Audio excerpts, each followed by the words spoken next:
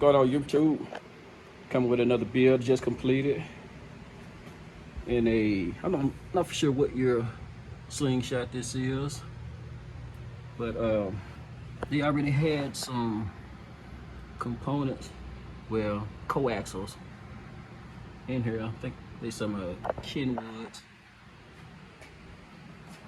What I ended up doing was a amp install, well, basically everything on the sub side. Sucker's clean. Boy, blue is my color. Let me see. There's the amp. Did a baffle in a recess, 10-inch sub. Sub is still new, so give it a little time, it'll be ready.